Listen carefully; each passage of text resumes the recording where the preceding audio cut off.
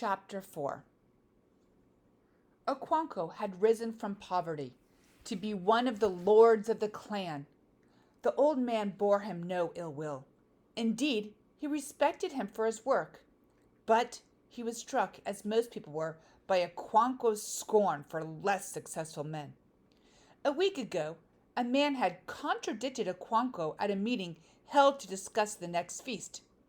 Without looking at the man, Okonkwo had said, "This meeting is for men." The man who had contradicted him had no titles. That was why Okonkwo had called him a woman. Okonkwo knew how to kill a man's spirit. Everybody at the meeting took sides with Osugo when Okonkwo called him a woman. The oldest man present said sternly that those whose palm kernels were cracked for them by benevolent spirits should not forget to be humble. Okonkwo said he was sorry, and the meeting continued. But it was really not true that Okonkwo's palm kernels had been cracked for him. He had cracked them himself. Anyone who knew his grim struggle against poverty could not say he had just been lucky.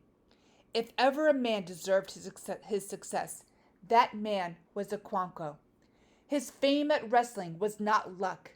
At the most, one could say that his chi, or personal god, was good. But the Igbo people have a proverb that when a man says his chi says yes, his chi also says yes. Okonkwo said yes very strongly, and his chi agreed. His clan agreed too, because it judged a man by his work. That was why Okonkwo had been chosen by his clan to carry a message of war to their enemies unless they agreed to give up a young man and a virgin as compensation for the killing of Udo's wife. The elders of the clan had decided that Ikemefuna should be in Okonkwo's care for a while, but no one thought it would be for 3 years.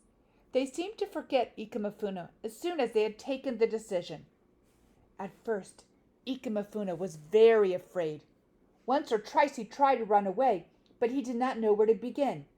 He thought of his mother and his 3-year-old sister, and he wept bitterly.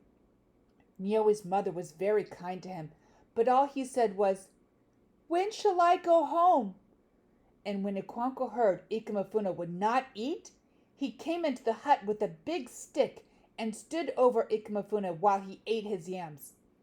A few moments later, Ikemefuna went behind the hut and vomited. Naomi's mother went to him and placed her hands on his chest. Ikemefuna was ill for 3 weeks, and when he recovered, he seemed to have overcome his great fear and sadness. He was by nature a lively boy, and he became popular in Okonkwo's household. Okonkwo's son Niowe, who was 2 years younger, became inseparable from him. Ikemefuna seemed to know everything. He could make flutes from bamboo stems. He knew the names of all the birds. He knew which trees made the strongest bows. Even Okonkwo became fond of the boy. Inwardly, of course.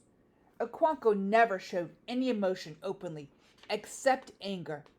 He thought to show affection was a sign of weakness. The only thing worth demonstrating was strength. He therefore treated Ikemefuna as he treated everybody, with a heavy hand. But there was no doubt he liked the boy. Sometimes, when Okonkwo went to meetings, he allowed Ikemefuna to come with him, like a son, carrying his stool and his goatskin bag. Indeed, Ikemefuna called him father.